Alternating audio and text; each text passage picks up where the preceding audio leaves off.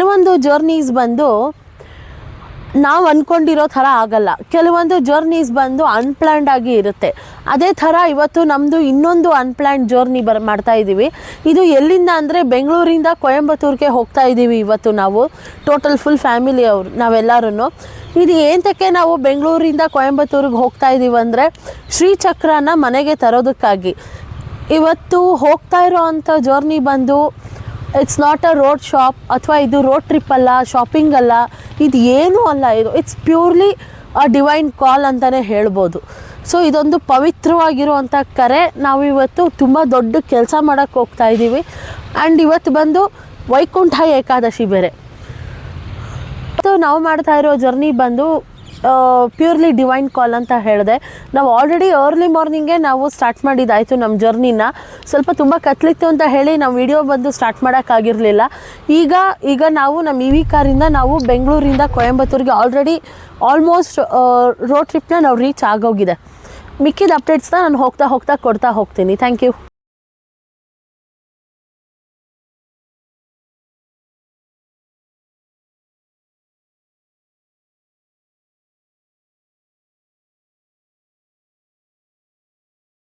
Usual ಆಗಿ ಎಲ್ಲರೂ ಕೇಳ್ತಾರೆ, ನೀವು ಚಾರ್ಜಿಂಗ್ ಮಾಡೋ ಇನ್ ಬಿಟ್ವೀನ್ ಟೈಮಲ್ಲಿ ಏನು ಮಾಡ್ತೀರಾ ಅಂತ. ನಾವು ಟೀ ಬ್ರೇಕ್ ತೊಗೋತೀವಿ, ಇಲ್ಲ ಕಾಫಿ ಬ್ರೇಕ್ಸ್ ತೊಗೋತೀವಿ, ಇಲ್ಲಾಂದರೆ ಸಮ್ಟೈಮ್ಸ್ ಸ್ನ್ಯಾಕ್ ಟೈಮ್ ಎಂಜಾಯ್ ಮಾಡ್ತೀವಿ, ಇಲ್ಲ ಮಕ್ಕಳಿಗೆ ಆಟ ಆಡಿಸೋದಾಗಲಿ ಅದನ್ನು ಮಾಡ್ತಾ ಇರ್ತೀವಿ. ಸೊ ಇವತ್ತು ವೈಕುಂಠ ಏಕಾದಶಿ ಇರೋದ್ರಿಂದ ನಾವು ಬೆಳಗ್ಗೆಯಿಂದ ಬ್ರೇಕ್ಫಾಸ್ಟ್ ಮಾಡಿರಲಿಲ್ಲ. ಸೊ ಐ ಥಿಂಕ್ ಇದು ಲೇಟ್ ಬ್ರೇಕ್ಫಾಸ್ಟ್ ಅನಿಸುತ್ತೆ. ಸೊ ನಾವೀಗ ಮಲ್ಲೇಶ್ವರಂ ಕೆಫೆ ಹತ್ರ, ಇದು ಮೈಸೂರು ಊಟಿ ರೋಡಲ್ಲಿದೆ ಇದು. ಸೊ ಇಲ್ಲಿ ಬಂದು ನಾವು ಲೈಟಾಗಿರೋವಂಥ ಒಂದು ಬ್ರೇಕ್ಫಾಸ್ಟ್ ಮಾಡಿದ್ವಿ. ಈಗ ಬ್ರೇಕ್ಫಾಸ್ಟ್ ಮುಗಿದಿದೆ. ನೆಕ್ಸ್ಟು ನೋಡಬೇಕೀಗ ಕಾರ್ ಚಾರ್ಜ್ ಆಗಿದೆಯೋ ಇಲ್ವೋ ಏನೋ ಅಂತ. ಸೊ ನಾನು ಅಲ್ಲಿ ಹೋಗಿ ತೋರಿಸ್ತೀನಿ ಚಾರ್ಜ್ ಆಗಿದೆಯೋ ಇಲ್ಲ ಅಂತ ಹೇಳಿ.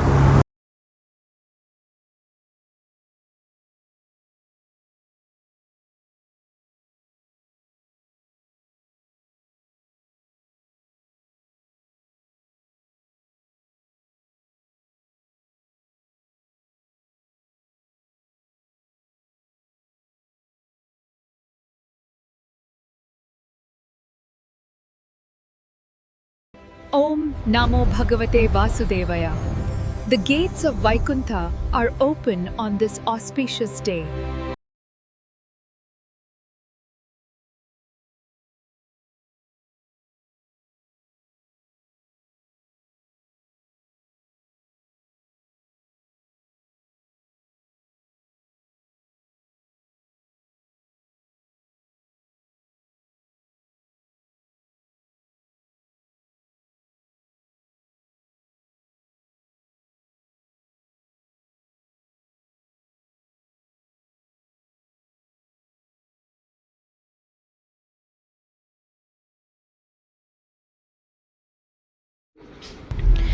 ಬಂಡೀಪುರ ಅರಣ್ಯ ರಸ್ತೆ ಅಂದರೆ ಫಾಸ್ಟ್ ಡ್ರೈವ್ ಅಲ್ಲ, ಅದು slow drive and silent feeling.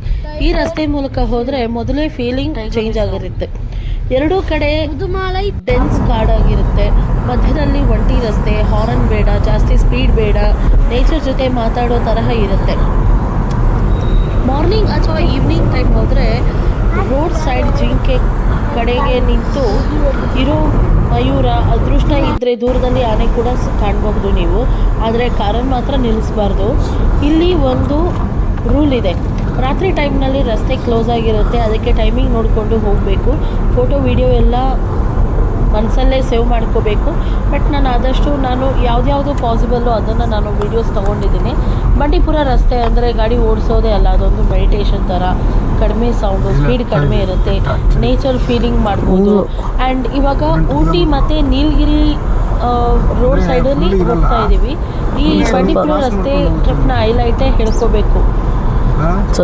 ಇನ್ನು ಈ ನೀಲಗಿರೀಸ್ ಕಡೆ ಬಂದರೆ ಅದು ಒಂಥರ ಇನ್ನೊಂದು ಬೇರೆ ಫೀಲಿಂಗ್ ಬರುತ್ತೆ. ಸೊ ಬಂಡೀಪುರ ಆದಮೇಲೆ ನಾವು ನೀಲಗಿರೀಸ್ಗೆ ಟಚ್ ಆಗ್ತೀವಿ. ಅದಕ್ಕೆ ಮುಂಚೆ ಒಂದು 30 ರೂಪೀಸ್ ಫಾಸ್ಟ್ಯಾಗ್ ಕಟ್ಟಾಗುತ್ತೆ. ಅದು ಬಂದು ತಮಿಳ್ನಾಡು ಗೌರ್ಮೆಂಟಿಂದನೇ ಆರ್ಗನೈಸ್ ಮಾಡಿರ್ತಾರೆ. ನಾವು ಅಲ್ಲಿ ಹೋಗಿ ನಮ್ಮ ಕಾರ್ದು ನಂಬರ್ ಹೇಳಬೇಕಾಗುತ್ತೆ. ಕಾರ್ ನಂಬರ್ ಹೇಳಿದಾಗ ಅವರಲ್ಲಿ ಟ್ಯಾಗ್ ಮಾಡ್ಕೋತಾರೆ. ಮತ್ತು ಇದು ಬಂದಿದ್ದು ಇದರ್ ಸೈಡ್ ಗ್ರೀನರಿ ಆಗಿರುತ್ತೆ, ತುಂಬ ತಣ್ಣಗೆ ಗಾಳಿ ಬೀಸೋದು, ಮಂಜು ಬರೋದು. ಕಾರ್ ಓಡಿಸ್ತಾ ಹೋದ್ರೇ ಒಂದು ಮೈಂಡ್ ಫ್ರೆಶ್ ಆಗ್ತಾ ಹೋಗುತ್ತೆ. ಸೊ ಸೊ ನೀಲಗಿರಿ ಪರ್ವತಗಳು ಅಂದರೆ ಸೌತ್ ಇಂಡಿಯಾದಲ್ಲೇ ಫೇಮಸ್ ಪರ್ವತಗಳು. ಇಲ್ಲಿ ಹೋದರೆ ಸಿಟಿ ಟೆನ್ಷನ್ ಎಲ್ಲನೂ ಮರೆತು ಹೋಗಿದ್ದೀವಿ. ರಸ್ತೆ ಎರಡೂ ಕಡೆ ಟೀ ತೋಟ ಇರುತ್ತೆ, ಟೀ ಎಸ್ಟೇಟ್ಸ್ ಇರುತ್ತೆ, ಮಧ್ಯ ಮೋಡಗಳು, ಅದರ ಮಧ್ಯೆ ಗ್ಲಾಸ್ ಟಚ್ ಮಾಡೋ ಥರ ಮಂಜುಗಳು ಬರ್ತಾ ಇರುತ್ತೆ. ಸೊ ಊಟಿಗೆ ಹೋಗೋ ರಸ್ತೆ ಅಂದ್ರೇ ಒರಿಜಿನಲ್ ಅಡ್ವೆಂಚರ್. ಹೇರ್ಪಿನ್ ಬೆಂಡ್ ಮೇಲೆ ಹೇರ್ಪಿನ್ ಬೆಂಡ್ಸ್ ಇರುತ್ತೆ. ಇದು ಲಾಸ್ಟ್ ತಿರುವು ಅಂತ ಅನ್ನೋಷ್ಟರಲ್ಲಿ ಇನ್ನೊಂದು ತಿರುವು ಬರುತ್ತೆ.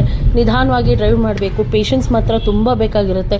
ಮಂಜು ಜಾಸ್ತಿ ಇದ್ದಾಗ ಕೆಲವೊಮ್ಮೆ ಮುಂದೆ ಏನೂ ಕಾಣಿಸೋದಿಲ್ಲ, ಆದರೆ ಅಷ್ಟೇ ಮಜಾ ಇರುತ್ತೆ. ಸೊ ನಾವು ಹಿಲ್ಸ್ನ ಜಾಸ್ತಿ ಹತ್ತಾ ಇದ್ದಿದ್ದರಿಂದ ಚಾರ್ಜ್ ಲೈಟಾಗಿ ಕಡಿಮೆ ಆಯ್ತು ಅಷ್ಟೇ. ಸೊ ಟಾಟಾ ಪವರ್ ಅವ್ರದ್ದು ಚಾರ್ಜಿಂಗ್ ಸ್ಟೇಷನ್ ಅಲ್ಲೇ ಊಟಿಯಲ್ಲೇ ಇತ್ತು. ಹೋಟೆಲ್ ನೇಮ್ ಮರ್ತೋಗಿದ್ದೀನಿ, ಗೊತ್ತಾದ್ರೆ ನಾನು ಹಾಕ್ತೀನಿ. ಸೊ ಅಲ್ಲಿ ನಾವು ಚಾರ್ಜ್ ಮಾಡ್ಕೊಂಡ್ವಿ ಕಾರ್ನ. ಆ ಚಾರ್ಜಿಂಗ್ ಸ್ಟೇಷನ್ ಹತ್ರ ಇದ್ದಿದ್ದು ವ್ಯೂಸ್ ಮಾತ್ರ ಅಮೇಝಿಂಗ್ ಆಗಿತ್ತು. ಸೊ ತುಂಬ ಚೆನ್ನಾಗಿತ್ತು ವ್ಯೂಸ್ ಬಂದು. ಅದು ಚಾಕ್ಲೇಟ್ ಫ್ಯಾಕ್ಟ್ರಿ ಅಂತ ಒಂದು ಚಾಕ್ಲೇಟ್ ಶಾಪ್ ಬರುತ್ತೆ, ಅದ್ರ ಪಕ್ಕದಲ್ಲೇ ಚಾರ್ಜಿಂಗ್ ಸ್ಟೇಷನ್ ಇತ್ತು. ಅದು ಬಂದದು ಊಟಿ. ಸೊ ಆಫ್ಟರ್ ಊಟಿ ನಾನು ವಿಡಿಯೋ ಶೂಟ್ ಮಾಡಲಿಲ್ಲ, because we way getting late. ನನಗೆ ದೇವಸ್ಥಾನಕ್ಕೆ ತುಂಬ ಲೇಟ್ ಆಗಿದ್ದರಿಂದ ನಾನೆಲ್ಲೂ ಶೂಟ್ ಮಾಡೋಕ್ಕಾಗಲಿಲ್ಲ. ಬಿಕಾಸ್ ಆ ಟೆನ್ಷನ್ನು ಮತ್ತು ಎಕ್ಸೈಟ್ಮೆಂಟು ಎಲ್ಲ ಜಾಸ್ತಿ ಆಗೋಕ್ಕೆ ಸ್ಟಾರ್ಟ್ ಆಗಿಬಿಡ್ತು ಇದ್ದಕ್ಕಿದ್ದಂಗೆ. ಆ್ಯಂಡ್ ಅದಾದಮೇಲೆ ನಾವು ಕೂನೂರು ಮುಖಾಂತರ ನಾವು ದೇವಸ್ಥಾನ ತಲುಪಿದ್ವಿ. ಸೊ ಈ ಒಂದು ಕ್ಲಿಪ್ಪಿಂಗ್ಸ್ ಏನು ಬರ್ತಾ ಇದೆ, ಇದು ಶ್ರೀ ಲಲಿತಾಂಬಿಕಾ ದೇವಸ್ಥಾನ ಅಂತ ಹೇಳಿ ಕೊಯಂಬತ್ತೂರಲ್ಲಿದೆ. ಆಕರ್ಷಣಾ ಡಿವೈನ್ಸ್ ಅವ್ರದ್ದೇ ಇದು ದೇವಸ್ಥಾನ.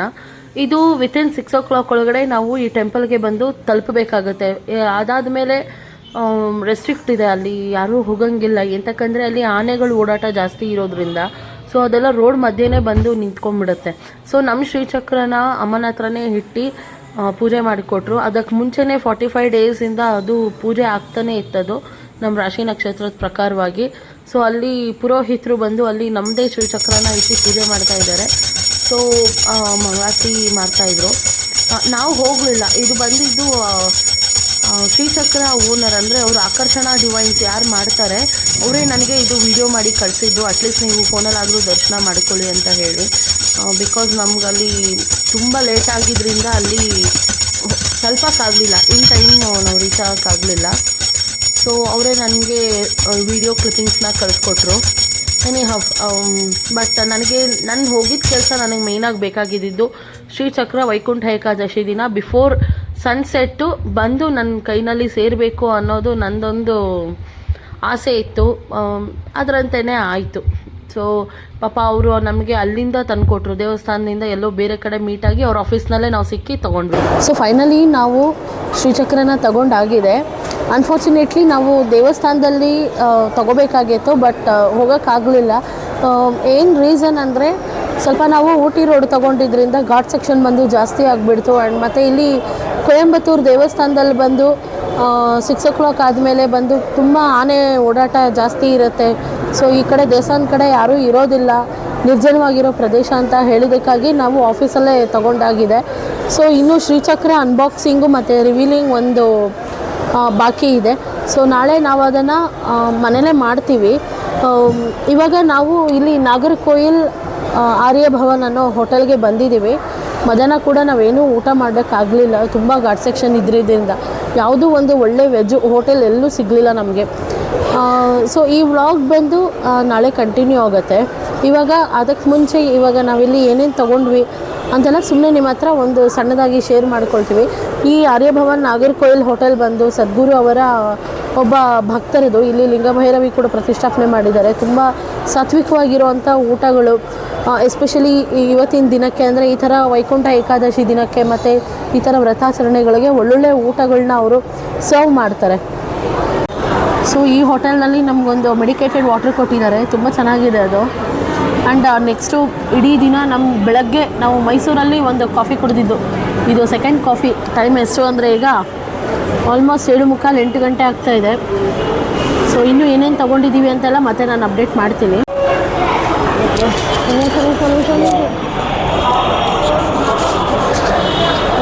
ಟಿಫನ್ ಮಾಡ್ತಾಯಿದ್ದೀವಿ ನೋಡಿ. ಎಲ್ಲ ಮಿಲೆಟ್ ಇಡ್ಲಿ, 4 ಥರ ಚಟ್ನಿ ಇದೆ, 5 ಥರ, ಒಂದು ಸಾಂಬಾರಿದೆ. ಸೇಮ್ ಕಲ್ಲು ದೋಸೆ ಅಂತಾರೆ, ಕಲ್ಲು ದೋಸೆಗೆ ಚಟ್ನಿ, 4 ಥರ ಚಟ್ನಿ, ಒಂದು ಸಾಂಬಾರು. ಮಗಳಿಗೂ ಅದೇನೆ ಸೇಮ್ ಕಲ್ಲು ದೋಸೆ 4 ಥರ ಚಟ್ನಿ ಸಾಂಬಾರು. ನೋಡಿ ಮಿಲೆಟ್ ಇಡ್ಲಿ ಬೇಡ ಫ್ರೆಂಡ್ಸ್, ಇದು ಮಿಲೆಟ್ ಇಡ್ಲಿ 4 ಥರ ಚಟ್ನಿ ಒಂದು ಸಾಂಬಾರು ಕೊಟ್ಟಿದ್ದಾರೆ. ಇದೆಲ್ಲನೂ ಸೂಪರಾಗಿದೆ. ಆರ್ಯ ಭವನ್ ಅಂತ ಹೋಟೆಲ್ ಇದು.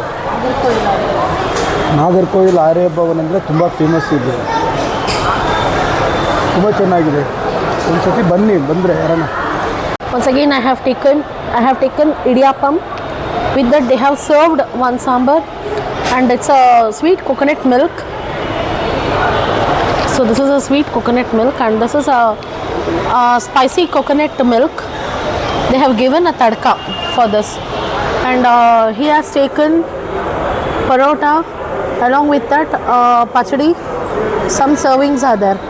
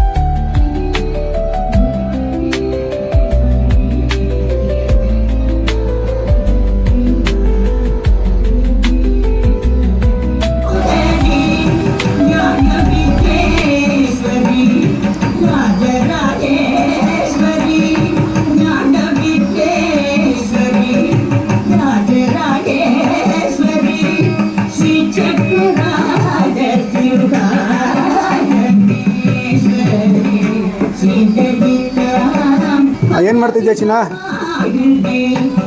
ಏನು ಮಾಡ್ತಾ ಇದೆಯಾ? ಅದೇ ನೆನೆ ಹೋಗಿದ್ವಲ್ಲ ಊರಿಗೆ, ಶ್ರೀಚಕ್ರನ ಅನ್ಬಾಕ್ಸ್ ಮಾಡೋಣ. ಆಯಿತು, ಓಪನ್ ಮಾಡಿ. ಮಾಡಲಾ? ಮಾಡು. ಸೊ ನಿನ್ನೆ ಹೋಗಿದ್ದು ಎಷ್ಟು ಪ್ರಯಾಸ ಜರ್ನಿ ಅಲ್ಲ, ತುಂಬ ಕಷ್ಟ ಆಯ್ತಲ್ಲ, ತುಂಬ ಲಾಂಗ್ ಜರ್ನಿ. ಅಲ್ಲಿಡು ಬುಜ್ಜಿ, ಅಲ್ಲಿಡು. ಅನ್ಫಾರ್ಚುನೇಟ್ಲಿ ದೇವಸ್ಥಾನಕ್ಕೆ ಹೋಗೋಕ್ಕಾಗಲಿಲ್ಲಪ್ಪ. ಪಾಪ ನಿನಗೆ ಬೇಜಾರಾಯ್ತಲ್ಲ ತುಂಬ. ಹೌದು, ನನಗೆ ದೇವಸ್ಥಾನಕ್ಕೆ ಹೋಗೋಕ್ಕಾಗಲಿಲ್ಲ. ಅವ್ರ ಆಫೀಸಲ್ಲಿ ಕಲೆಕ್ಟ್ ಮಾಡಿಕೊಂಡಿದ್ದಾಯ್ತು. ನೆಕ್ಸ್ಟ್ ಟೈಮ್ ಹೋಗೋಣ ಬಿಡು.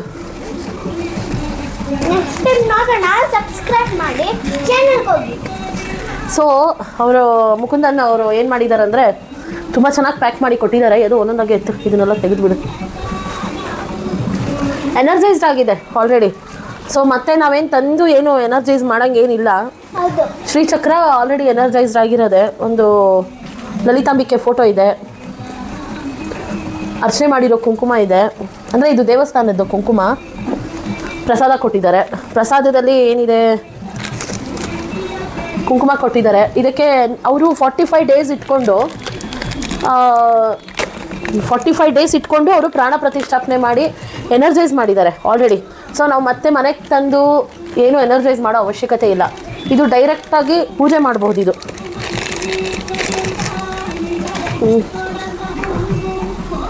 ಇದು ಶ್ರೀಚಕ್ರದ ಮೇಲೆ ಕುಂಕುಮಾರ್ಚನೆ ಮಾಡಿದ್ದು.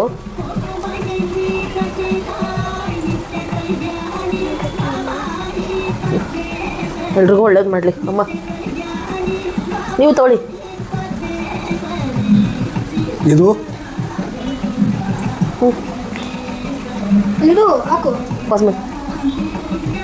ಅದೇ ಬ್ಲೌಸ್ ಪೀಸು, ಫಲ ತಾಂಬೂಲ ಕೊಟ್ಟಿದ್ದಾರೆ. ಯೂಶ್ವಲಾಗಿ ಶ್ರೀಚಕ್ರಕ್ಕೆ ತೆಂಗಿನಕಾಯಿ ತಾಂಬೂಲ ಇಲ್ಲ, ಫಲ ತಾಂಬೂಲ. ಯಾಕಂದರೆ ಆಲ್ರೆಡಿ ಎನರ್ಜೈಸ್ಡ್ ಆಗಿರೋ ಇನ್ನು ಶ್ರೀಚಕ್ರ ಕೊಟ್ಟಿದ್ದಾರೆ. ಒಂದು ನಿಮಿಷ.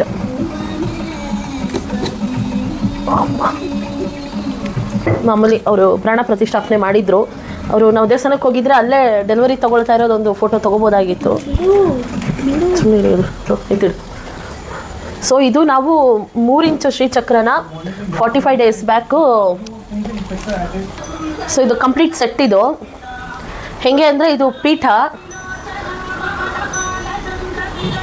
ಇದು 3 ಇಂಚು ಶ್ರೀಚಕ್ರ. ಇದು ಮೇನ್ ಇದೆ ಮೇರು, ಮಹಾಮೇರು ಅಂತಾರೆ ಇದನ್ನು. ಶ್ರೀಚಕ್ರ. ಇದು ಪೀಠಕ್ಕೆ ಹಿಂಗೆ ಅಟ್ಯಾಚ್ ಮಾಡೋದು. ಅದಾದಮೇಲೆ ಇದು 3 ಇಂಚ್ ಪೀಠ, 3 ಇಂಚ್ ಶ್ರೀಚಕ್ರ. 3 ಇಂಚ್ ಶ್ರೀಚಕ್ರಕ್ಕೆ 3 ಇಂಚ್ ಪೀಠ ಕೊಡ್ತಾರೆ. ಆ್ಯಕ್ಚುಲಾಗಿ 3 ಸಪ್ರೇಟು ಬರೋದು. ಸೊ ಇದು ಪೀಠ, ಇದು ಅಷ್ಟದಳ ಪೀಠ ಮಾಡಿದ್ದಾರೆ. ಎನರ್ಜೈಸ್ಡ್ ಶ್ರೀಚಕ್ರ. ಆಲ್ರೆಡಿ ಕುಂಕುಮಾರ್ಚನೆ ಎಲ್ಲ ಆಗಿದೆ ಶ್ರೀಚಕ್ರದ ಮೇಲೆ. ನಾವು ಏನೂ ಮಾಡೋಂಗಿಲ್ಲ, ಜಸ್ಟ್ ಪೂಜೆ ಮಾಡೋದಷ್ಟೇ ನಮಗೆ. ಇದು ಸೆಟ್, ಇದು ಪ್ರಭಾವಳಿ ಛತ್ರಿ.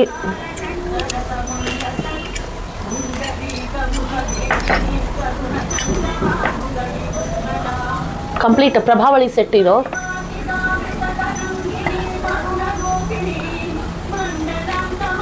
ಛತ್ರಿ. ಇದು ಧ್ವಜ ಅಥವಾ ಕನ್ನಡಿ ಅಂತಾರೆ. ಕೊಡು ಬುಜ್ಜಿ. ಚಾಮರ ಅಥವಾ ಧ್ವಜ.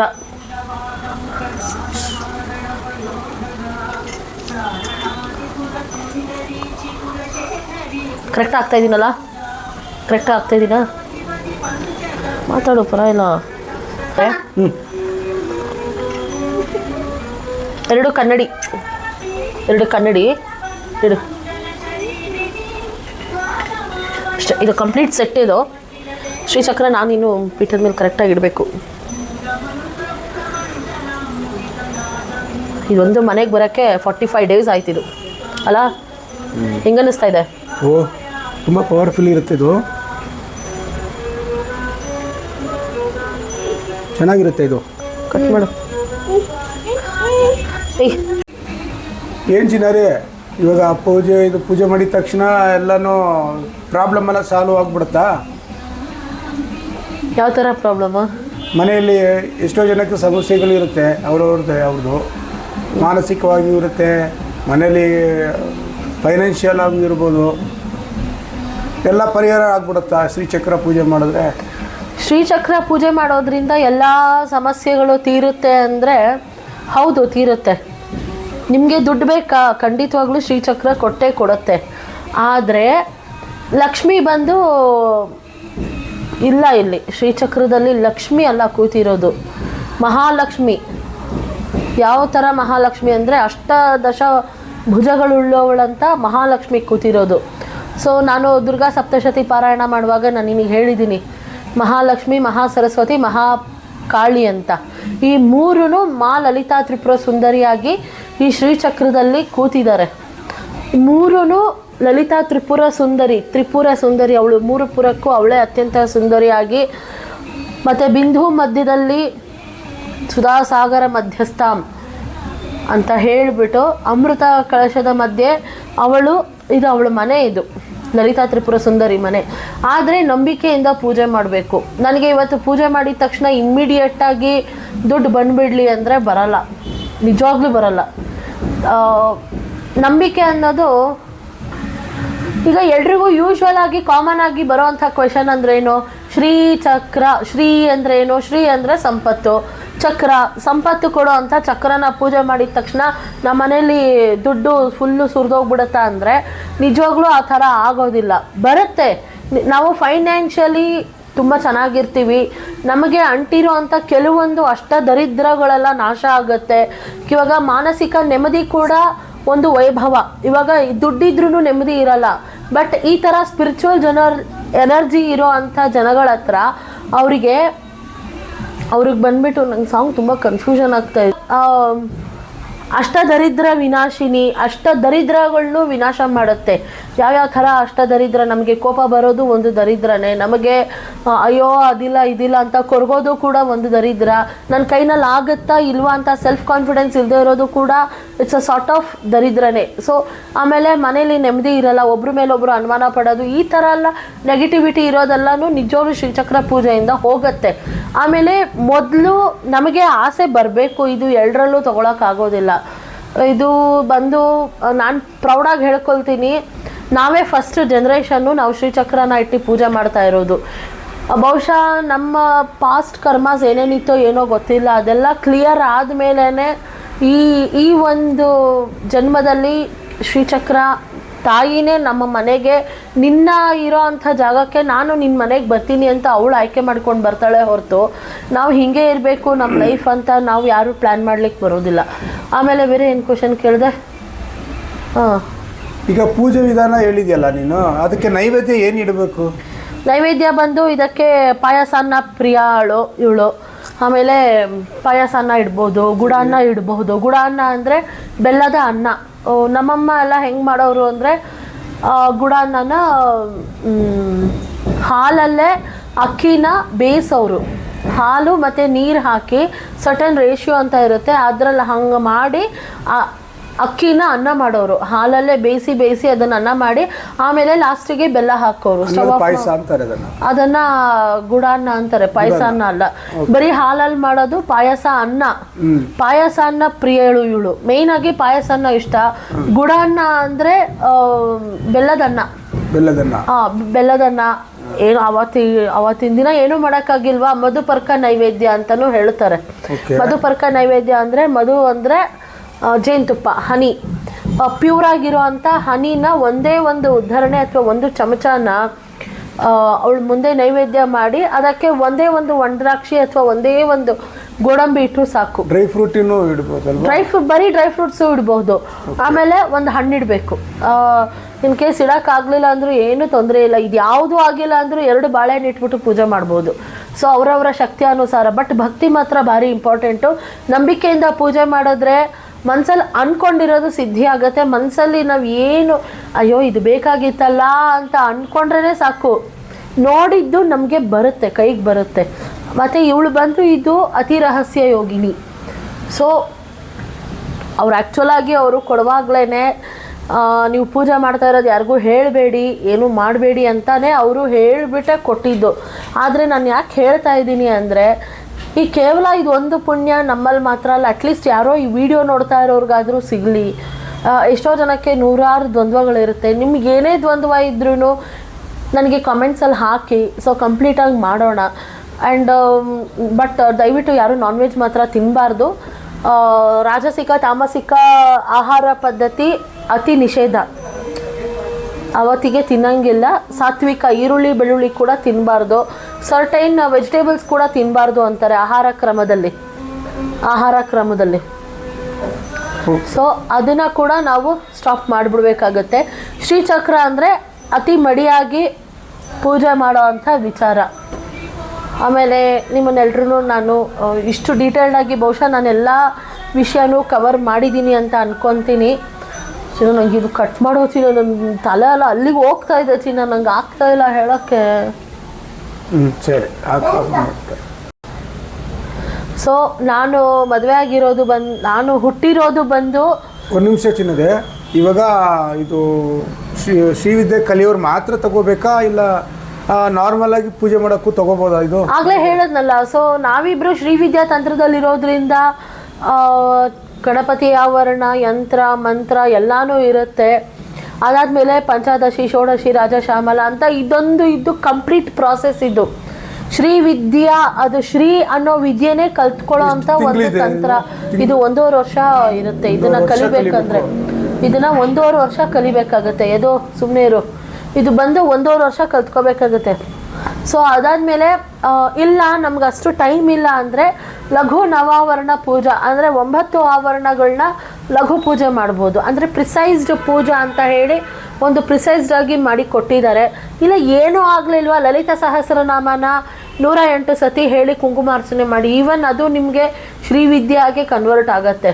ಸೊ ಯಾವುದೂ ಆಗಲಿಲ್ಲ ಅಂದರೆ 108 ನಾಮಾವಳಿಗಳನ್ನ ಕುಂಕುಮದಲ್ಲಿ ಅರ್ಚನೆ ಮಾಡ್ಬೋದು. ಇಲ್ಲ ಸುಗಂಧ ಪುಷ್ಪ, ಸೌಗಂಧಿಕ ಪುಷ್ಪ, ಯಾವ ಹೂವು ಸುಗಂಧ ಭರಿತವಾಗಿ ಸ್ಮೆಲ್ ಬರ್ತಾ ಇದೆಯೋ ಅಂಥ ಪುಷ್ಪ. ಫಾರ್ ಎಕ್ಸಾಂಪಲ್ ಜಾಜಿ, ಚಂಪಕ, ಅಶೋಕ, ಪುನ್ನಾಗ ಅಂತ ನಮಗೆ ಲಲಿತ ಸಹಸ್ರನಾಮದಲ್ಲೇ ಹೇಳಿಬಿಟ್ಟಿದ್ದಾರೆ. 3ನೇ ಶ್ಲೋಕನೋ 4ನೇ ಶ್ಲೋಕನೋ. ಸೊ ಅದೇ ಥರ ಚಂಪಕ, ಅಶೋಕ, ಪುನ್ನಾಗ, ಜಾಜಿ, ಆಮೇಲೆ ಮಲ್ಲಿಗೆ ಹೂವು, ಪನ್ನೀರ್ ರೋಸು, ಈ ಥರ ಸುಗಂಧ ರಾಜ, ಈ ಥರ ಯಾವ್ಯಾವ ಹೂವುಗಳು ನಿಮಗೆ ಸುಗಂಧ ಭರಿತವಾಗಿ ಸ್ಮೆಲ್ ಬರುತ್ತೋ ಅಂಥ ಪುಷ್ಪಗಳಿಂದನೂ ಅವಳಿಗೆ ಪೂಜೆ ಮಾಡಬಹುದು. ಸೊ ಕಂಪ್ಲೀಟಾಗಿ ಚಿನ್ನ ಇದು ನಿನ್ನೆ ತಗೊಂಬರಕ್ಕೆ ಯಾಕೆ ಪ್ಲಾನ್ ಮಾಡಿರೋದು ಇದು? ನಿನ್ನೆ ವೈಕುಂಠ ಏಕಾದಶಿ ಇತ್ತು. ಆ್ಯಂಡ್ ಧನುರ್ಮಾಸದಲ್ಲಿ ಯೂಶ್ವಲಿ ಪವಿತ್ರವಾಗಿರೋ ಕೆಲಸ ಏನೂ ಮಾಡೋದಿಲ್ಲ. ಬಟ್ ಆಧ್ಯಾತ್ಮಿಕ ಸಂಬಂಧಪಟ್ಟಿರೋಂಥದ್ದು ಅಂದರೆ ಇದು ಸ್ಪಿರಿಚುವಲ್ಗೆ ಸಂಬಂಧಪಟ್ಟಿರೋಂಥ ಯಾವುದೇ ಕೆಲಸ ಬೇಕಾದರೂ ಮಾಡಬಹುದು. ಆ್ಯಂಡ್ ನಮಗೆ ನೆನ್ನೆಗೆ 45 ಡೇಸ್ ಆಗಿಬಿಟ್ಟಿತ್ತು ಶ್ರೀಚಕ್ರ ಎನರ್ಜೈಸ್ಡ್ ಆಗಿ. ಯಾಕಂದರೆ ನಾವು ಕಾರ್ತಿಕ್ ಮಾಸದಲ್ಲಿ ಆರ್ಡ್ರ್ ಕೊಟ್ಟಿದ್ದು. ಅದೇ ಗೊತ್ತಲ್ಲ ನಿಮಗೆ, ಆಫೀಸಲ್ಲಿ ಹೋಗಿ ತಂದಿವಿ. ಅವರು ಇವಾಗ ಪೂಜಾ ಪದ್ಧತಿ ಕೇಳಿದ್ರಿ ಅಲ್ಲ ನೀವು? ಹಾಂ, ಪೂಜಾ ಪದ್ಧತಿ ಬಂದು ಲಘು ನವಾರ್ಣವ ಪೂಜಾ ಅಂತ ಹೇಳಿ ಅವರೇ ಬುಕ್ ಕೊಟ್ಟಿದ್ದಾರೆ. ಈ ಬುಕ್ಕಲ್ಲಿ ತಮಿಳು, ಸಂಸ್ಕೃತ ಮತ್ತು ಇಂಗ್ಲೀಷ್ ಇದೆ. ಸೊ ನನಗೆ ಸಂಸ್ಕೃತ, ನಿನಗೆ ತಮಿಳ್ ಅಥವಾ ಇಂಗ್ಲೀಷ್ ಮ್ಯಾನೇಜ್ ಆಗುತ್ತೆ. ಅದೇ 9 ನವ ಆವರಣ ಪೂಜಾ ಮಾಡಬೇಕಾಗತ್ತೆ. ಆಮೇಲೆ ಲೇಡೀಸ್ ಬಂದು 3 ಡೇಸ್. ಸೊ ಲೇಡೀಸ್ ಬಂದು 3 ಡೇಸ್ ಮೆನ್ಸ್ಟ್ರೇಷನ್ ಸೈಕಲಲ್ಲಿ ಮಾಡಬಹುದಾ ಅಂದರೆ ಮಾಡಬಹುದು. ಬಟ್ ಏನಂದರೆ ಅವ್ರ ಕಂಫರ್ಟಬಲ್ಗೆ ಸಂಬಂಧಪಟ್ಟಿರೋದು. ಇವಾಗ ನಮ್ಮ ಗುರು ಪರಂಪರೆ ಬಂದು 3 ಡೇಸ್ ಮಾಡ್ಕೊಂಡು ಹೋಗಿ, ಯಾಕಂದರೆ ಇದರಲ್ಲಿರೋದು ಏನು ಫೆಮಿನೈನ್ ಎನರ್ಜಿ ಇದೆ, ನಮ್ಮಲ್ಲೂ ಅದೇ ಫೆಮಿನೈನ್ ಎನರ್ಜಿ. ಮತ್ತು ಪ್ರತಿಯೊಂದು ಹೆಣ್ಮಕ್ಳಲ್ಲೂ ಇದೇ ಶ್ರೀಚಕ್ರ ಅಥವಾ ದೇವಿ ಶಕ್ತಿ ಇರೋದ್ರಿಂದ ನಮಗೆ ಅದಕ್ಕೆ ಯಾವುದೇ ಅಡ್ಡಿ ಬರೋದಿಲ್ಲ. ಆದರೆ ಕೆಲವ್ರಿಗೆ ಕಂಫರ್ಟಬಲ್ ಇರಲ್ಲ. ಅಂದರೆ ಇವಾಗ ಕೆಲವ್ರ ಮನೆಯಲ್ಲಿ ಅತ್ತೆ ಮಾವಂದಿರ್ತಾರೆ ಅಥವಾ ಪೇರೆಂಟ್ಸ್ ಬಂದು ಬೇಡ ಮಾಡಬೇಡ ಅಂತಾರೆ ಅವ್ರವ್ರ ಮನೆ ಸಂಪ್ರದಾಯದ ಪ್ರಕಾರ. ಸೊ ಮಾಡೋದು ಬೇಡ ಅಂದರೆ ಮಾಡೋದು ಬೇಡ. ಓಕೆ. ಆಮೇಲೆ ಬಟ್ ನಮ್ಮ ಗುರು ಪರಂಪರೆ ಆಗಲಿ ಎಲ್ಲ ಗುರು ಪರಂಪರೆನೂ ಮಾಡಬಹುದು ಅಂತ ಹೇಳಿದೆ, ಮಾಡಬಹುದು. ಆದರೆ ನೋಡಬೇಕು. ಇವಾಗ ಇದು ಬಂದು ಡೈರೆಕ್ಟಾಗಿ ಶ್ರೀಚಕ್ರನ ತಗೊಂಡು ಅವ್ರು ಕೊಡೋ ಬುಕ್ಕಲ್ಲಿ ಲಘು ನವಾರ್ಣವ ಪೂಜಾ ಅಂತ ಹೇಳಿ ಮಾಡ್ಕೊಂಡು ಹೋಗ್ಬೋದು ಇವಾಗ. ಬಟ್ ಆದರೆ ಆಲ್ರೆಡಿ ನಾನು ನೀನು ಶ್ರೀವಿದ್ಯಾ ಕಲಿತಾ ಇದ್ದೀವಿ. ಹೌದು. ಸೊ ನಾವಿಬ್ರು we are on the process. So ಅದರಲ್ಲಿ ಫಸ್ಟು ಬಂದು ಚತುರಾವೃತ್ತಿ. ಆ ಪೂಜೆ ಪದ್ಧತಿಗಳು ಮತ್ತೆ ಇನ್ನೂ ಸ್ವಲ್ಪ ಡೀಟೇಲ್ ಆಗಿ ಹೇಳು.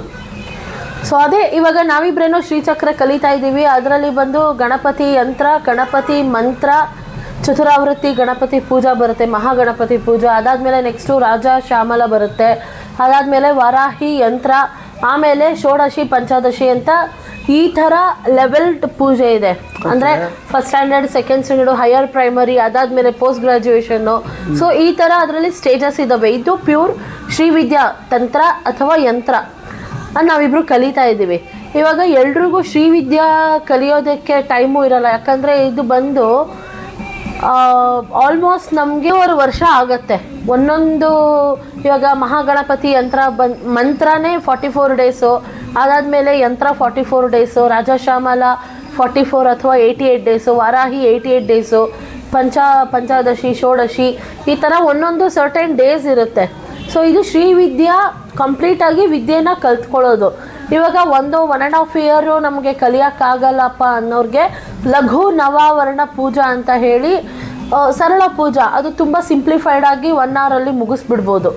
ಸೊ ಈ ಪೂಜೆನ ಮಾಡಿಕೊಂಡು ಶ್ರೀಚಕ್ರನ ಎನರ್ಜೈಸ್ ಮಾಡ್ಬೋದು. ಎವ್ರಿ ಮಂಗಳವಾರ ಮತ್ತು ಶುಕ್ರವಾರ ಕಂಪಲ್ಸರಿ ಪೂಜೆ ಮಾಡಬೇಕಾಗತ್ತೆ. ನಾನ್ ವೆಜ್ ತಿನ್ನಂಗಿಲ್ವಾ? ನಾನ್ ವೆಜ್ ತಿನ್ನಂಗಿರಲ್ಲ. ಫುಡ್ ಪ್ರಾಸೆಸ್ ಬಂದು ನಾನ್ ವೆಜ್ ಇರಲ್ಲ, ಈರುಳ್ಳಿ ಬೆಳ್ಳುಳ್ಳಿ ಇರಲ್ಲ. ಸೊ ನಾವು ಆಲ್ಮೋಸ್ಟ್ ನಾವು ಅದರಲ್ಲೇ ಇರೋದ್ರಿಂದ ಸೊ ಏನು ತೊಂದರೆ ಇಲ್ಲ. ಓಕೆ. ಸೊ ನಾನ್ ವೆಜ್ ತಿನ್ನಬಾರ್ದು, ಈರುಳ್ಳಿ ಬೆಳ್ಳುಳ್ಳಿ ಇರಲ್ಲ. ಆಮೇಲೆ ಯಾವುದೇ ರೀತಿಯಾದಂಥ ಜಗಳಗಳಾಗಬಾರ್ದು, ಕೆಟ್ಟ ಮಾತಾಡಬಾರ್ದು, ಒಬ್ರಿಗೊಬ್ರಿಗೆ ಮಾತಾಡ್ಕೊಳ್ಳೋದು ಇರಬಾರ್ದು. ಸೇಮು ಹಬ್ಬ ಹರಿದಿನಗಳಲ್ಲಿ ನಾವು ಹೆಂಗೆ ಮಡಿ ಆಚರಣೆಗಳು ಮಾಡಿಕೊಂಡು ಎಲ್ಲರೂ ನಾವೆಲ್ಲ ಸಪ್ರೇಟಾಗಿರ್ತೀವೋ, ಶ್ರೀಚಕ್ರ ಪೂಜೆ ಮಾಡಿದ್ದೀನೂ ಕಂಪ್ಲೀಟಾಗಿ ಪ್ರತಿಯೊಂದನ್ನು ನಾವು ತುಂಬ ಸೇಫಾಗಿ ನೋಡಿಕೊಂಡು ಪೂಜೆ ಮಾಡಬೇಕು. ಆ್ಯಂಡ್ ಶ್ರೀಚಕ್ರ ತಂದುಬಿಟ್ಟು ಸುಮ್ಮನೆ ದೇವ್ರ ಮನೇಲಿ ಇಟ್ಬಿಟ್ಟು ಇರಬಾರ್ದು. ಯಾಕಂದರೆ ಅದಕ್ಕೆ ಮಂತ್ರದಿಂದ ಫಾರ್ಮ್ ಆಗಿರೋದು ಲಲಿತಾ ತ್ರಿಪುರ ಸುಂದರಿ. ಸೊ ಇಲ್ಲಿ ವಾಣಿರಾಮ ಸೇವಿತಳು ಅಂತ ಹೇಳ್ತಾರೆ. ಆಮೇಲೆ ಶ್ರೀಚಕ್ರ ಬಂದು ತುಂಬ ಚಕ್ರಗಳ ರಾಜ ಅಂತ ಹೇಳ್ತಾರೆ. ಸೊ ಚಕ್ರಗಳ ರಾಣಿ ಅಂತಲೂ ಹೇಳ್ತಾರೆ. ಇಷ್ಟು ಇದೊಂದು ಪರಮ ಪವಿತ್ರವಾಗಿರುವಂಥ ದಿವ್ಯವಾಗಿರುವಂಥ ವಸ್ತು ಇದು ಯಾರ ಮನೇಲಿರುತ್ತೋ ಅವ್ರ ಮನೇಲಿ 7 ತಲೆಮಾರು ಯಾವುದೇ ರೀತಿಯಾದಂಥ ದರಿದ್ರಗಳಿರಲ್ಲ. ದರಿದ್ರ ಮೀನ್ಸ್ ಇಟ್ಸ್ ನಾಟ್ ವೆಲ್ತ್ ಅಲ್ಲ, ವೆಲ್ತ್ ಆಗಿರಲಿ, ಹೆಲ್ತ್ ಆಗಿರಲಿ, ಕಂಪ್ಲೀಟ್ ಅವ್ರು ಚೆನ್ನಾಗಿರ್ತಾರೆ. ಅವ್ರು ಇವಾಗ ಯಾವುದೋ ಒಂದು ಥರ್ಡ್ ಜನ್ರೇಷನ್ ಸ್ಟಾಪ್ ಆಗಿಬಿಡುತ್ತೆ ಯಾರ್ದೋ ಮನೇಲಿ, ಇನ್ಯಾರ್ದೋ ಮನೇಲಿ 5th ಜನ್ರೇಷನ್ಗೆ ಸ್ಟಾಪ್ ಆಗಿಬಿಡುತ್ತೆ. ಆದರೆ ಯಾರ ಮನೇಲಿ ಶ್ರೀಚಕ್ರ ಇರುತ್ತೋ ಇದನ್ನು ನಾವು ತಗೊಂಡು ನಮ್ಮ ಮುಂದಿನ ಜನ್ರೇಷನ್ಗೆ ಕೊಟ್ಬಿಟ್ಟು ನಾವು ಹೋಗ್ತಾ ಇರ್ತೀವಿ.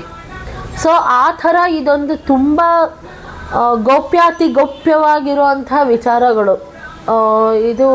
ಆ್ಯಂಡ್ ಇನ್ನೊಂದು ವಿಷಯ, ಈ ಶ್ರೀಚಕ್ರ ಬಂದು ಇದು ಕಂಪ್ಲೀಟ್ ಇದು ಹ್ಯಾಂಡ್ಮೇಡ್ ಯಾಕೆ ತಗೊಳ್ಬೇಕು ಅಂದರೆ ಇವಾಗೆಲ್ಲ ಮಷೀನ್ ಮೇಡಲ್ಲಿ ಈ ಸ್ಕ್ವೇರ್ಸ್ ಏನಿದೆ, ಇದು ಚತುಶ್ರತ ಅಂದರೆ ಇಲ್ಲಿಂದ ಗಣಪತಿ ಅವರೆಲ್ಲ ಇರ್ತಾರೆ. ಇದೆಲ್ಲ ನವ ಆವರಣ ಅಂದರೆ 9 ಆವರಣಗಳು ಅಂತ ಹೇಳ್ತಾರೆ. ಇದೆಲ್ಲ ಕಂಪ್ಲೀಟು ಲೋಟಸ್ ಪೆಟಲ್ಸ್ ಥರನೇ ಅವರು ಹ್ಯಾಂಡ್ಮೇಡ್ ಮಾಡಿದ್ದಾರೆ. ಸೊ ಇದೆಲ್ಲ ಏನಂದರೆ ನೋಡಿ, ಇದೆಲ್ಲ ಇದು ಷಟ್ಕೋಣ, ತ್ರಿಕೋಣ, ಸೊ ಇವೆಲ್ಲ ಕಂಪ್ಲೀಟಾಗಿರೋದ್ರಿಂದ ಬಿಂದು ಇದೆ. ಇದೆಲ್ಲ ಅವರು ಹ್ಯಾಂಡ್ಮೇಡ್ ಮಾಡ್ತಾರೆ. ಬೇರೆ ಕಡೆ ಎಲ್ಲ ಏನು ಮಾಡ್ತಾರೆ, ಇದು ಸಪ್ರೇಟ್ ಮಾಡ್ತಾರೆ, ಈ ರೌಂಡಾಗಿರೋದನ್ನ ಇದನ್ನು ಸಪ್ರೇಟ್ ಮಾಡ್ತಾರೆ, ಸ್ಕ್ವೇರ್ ಸಪ್ರೇಟ್ ಮಾಡ್ತಾರೆ.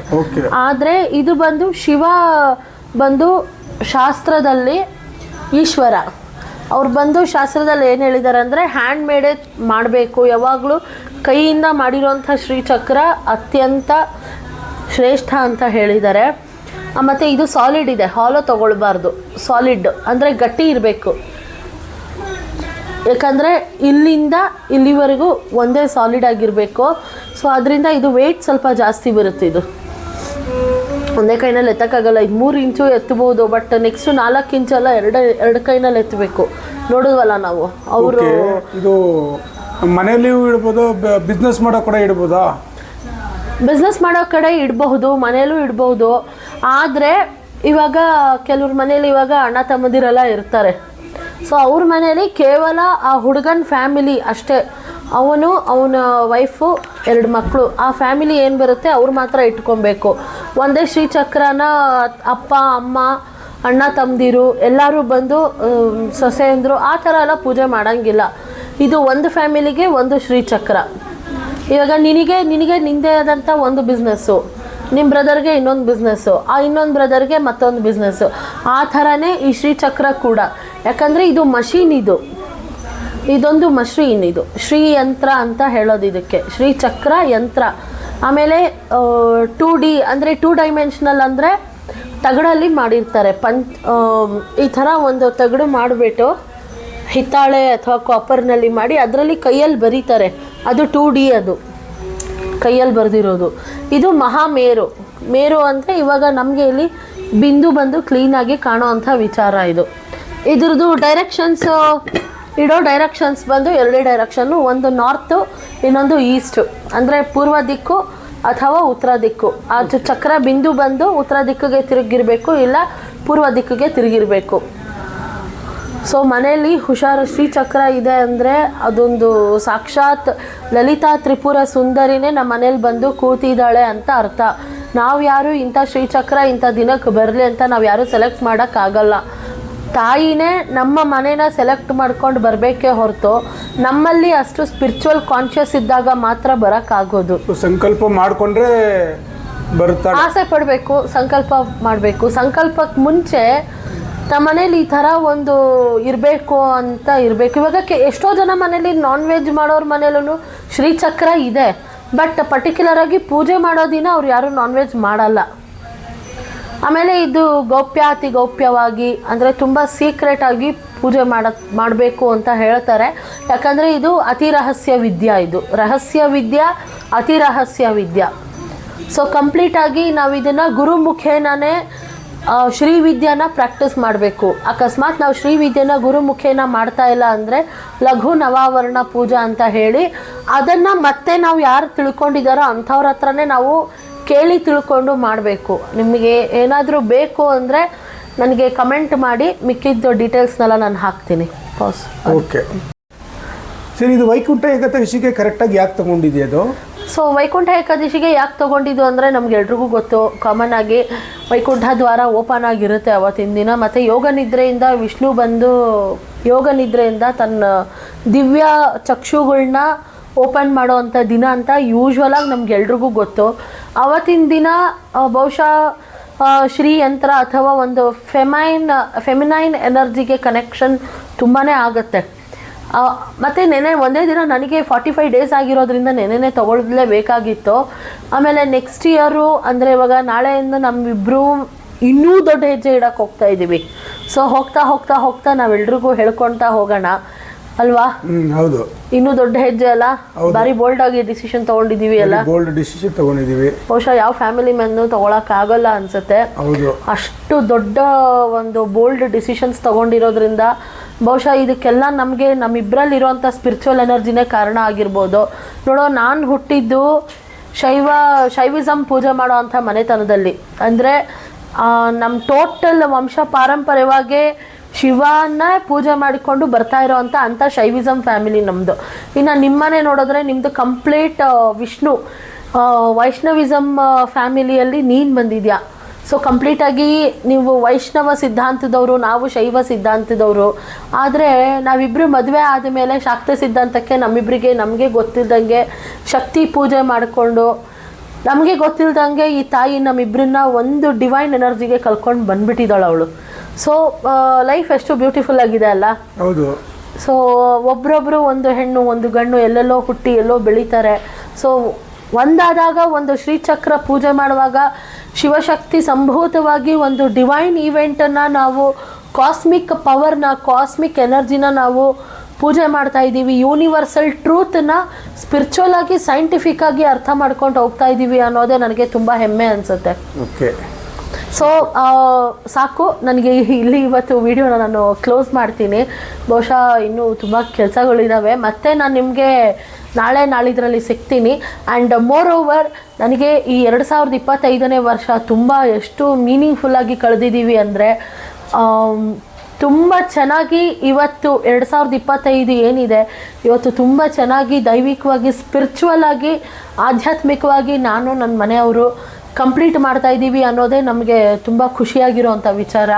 ಸೊ ಮತ್ತೆ ಅಷ್ಟು ನನಗೆ ಗೊತ್ತಿರೋದನ್ನೆಲ್ಲ ಹೇಳ್ಕೊತಾ ಹೋಗ್ತೀನಿ. ಸೊ ಮತ್ತೆ ಲೈಕ್ ಮಾಡಿ, ಶೇರ್ ಮಾಡಿ, ಸಬ್ಸ್ಕ್ರೈಬ್ ಮಾಡಿ ಊರ್ಸುತ್ತವ್ರ ಚಾನಲ್ಗೆ. ಬಾಯ್.